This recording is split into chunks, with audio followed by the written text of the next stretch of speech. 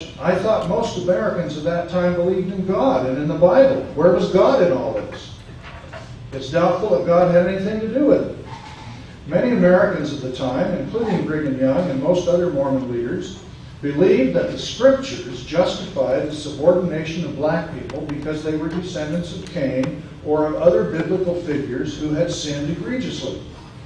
Latter-day Saints do not believe that God takes responsibility for the evil in the world, or that he condones the use of his name or of the Scriptures to justify evil.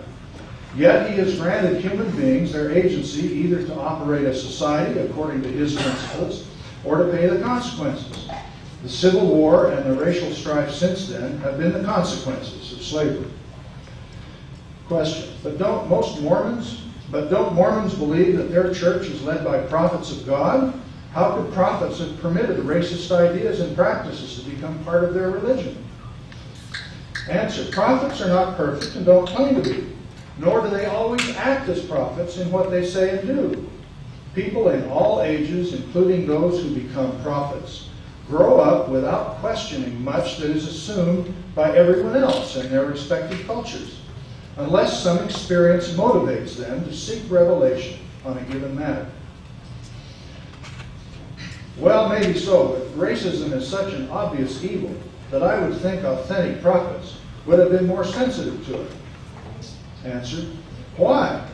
It seems obvious to all of us now, but not to people who believed in manifest destiny, white man's burden, and the only good Indian is a dead Indian.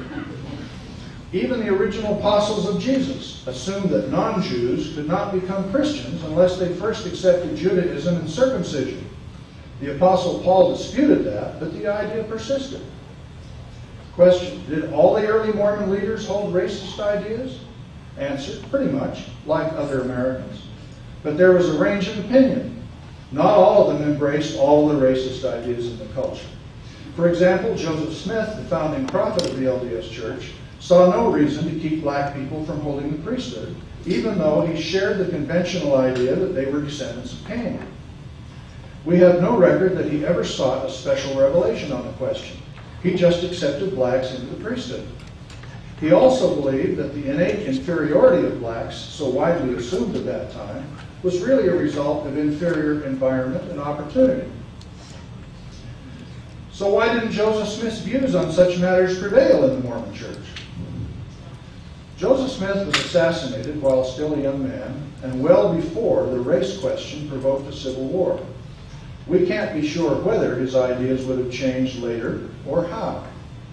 We do know that his successor, Brigham Young, had somewhat different ideas, though not necessarily based on revelation, and he headed the church for more than 30 years. Didn't anyone question Young's views during all that time or later? All of Brigham Young's successors tended to assume that he had had a good reason for withholding the priesthood from black members and had probably gotten the policy from Joseph Smith. A few black members questioned the policy a time or two, but when they did so, the church leaders reconsidered and simply reiterated it. By the time the 20th century arrived, no church leaders were still living who could remember when the policy had been otherwise. Meanwhile, the nation as a whole had become permeated with so-called Jim Crow laws restricting all kinds of privileges for blacks. In that environment, the Mormon restriction on priesthood seemed entirely natural. Question: But other religious denominations were critical of such racial restrictions, weren't they? Answer: Eventually they were, but not until the age of civil rights in the 1960s. Prior to that time, only a minuscule number of blacks were ordained in any denomination, except, of course, in the so-called black denominations, such as AME and predominantly black Baptist groups. But wasn't the Mormon racial policy more pervasive and severe than in other religions? Not really. In the Mormon case, the policy was simply more conspicuous because of the universal lay priesthood that Mormons extended to all men except blacks. Ordination in the ministry in all major denominations required access to the professional seminaries. Before the age of civil rights, the seminaries, like the schools of law and medicine, were the gatekeepers to these careers. and blacks were rarely admitted to any of the professional schools, including seminaries, except again in the black denominations. Most of today's religious critics of the erstwhile Mormon racial restriction belong to denominations in which there were scarcely any more black ministers or priests than there were in the LDS Church. Not many institutions in American society, including religious institutions, can be very proud of their historic treatment of black people. Question. So you're saying that the Mormons were really no worse than others in their teachings and policies about black people? Well, that's about right. Small comfort, though that might be in retrospect. National surveys comparing Mormons with others in racial attitudes indicate that Mormons in the West, at least, were close to the national averages in all such measures of race teachings, race beliefs, during the 1960s and 70s. More conservative than some denominations, but more liberal than others. When did the Mormon Church finally change its policies about blacks? 1978. That seems a little late. Didn't most churches and other institutions drop all their racial restrictions a lot earlier than that? Yes, generally a little earlier, but LDS church leaders had the matter under consideration for at least 20 years before 1978. What took so long? Why couldn't the prophet just change the policy?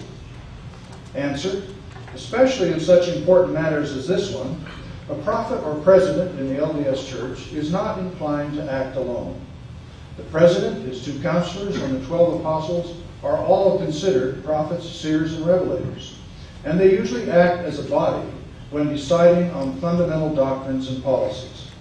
This process is by definition a conservative one, since it requires a relatively long period of discussion, deliberation, and prayer in order to reach a consensus, in order to feel that they have all been moved by the Holy Spirit toward the same decision. The prophets came close to consensus more than once across the years before they finally achieved it in 1978.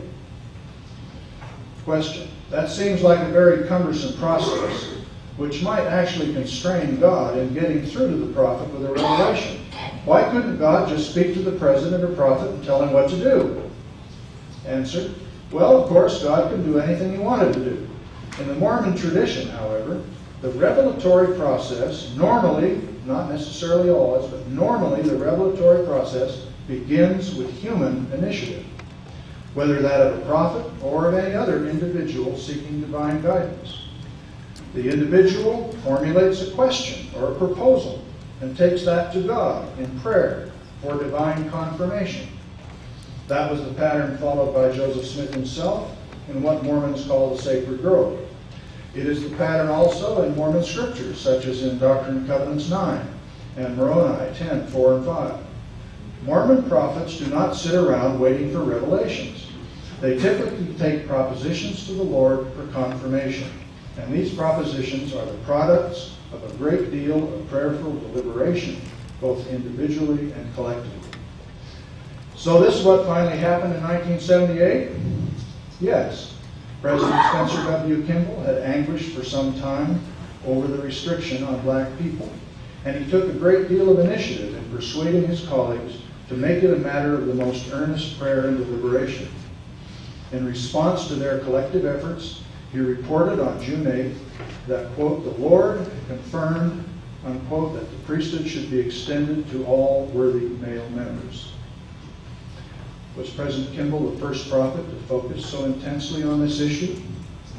Not necessarily. Most of his predecessors said little or nothing about the matter, except for President David O. McKay. He was clearly deeply concerned about it even in the 1950s, when he visited several parts of the world with black populations, and even black church members. One of his counselors, Hugh B. Brown, was also publicly anxious to see a change in church policy. However, they were apparently never able to galvanize the consensus among the other apostles that might have changed the policy 10 or 15 years earlier.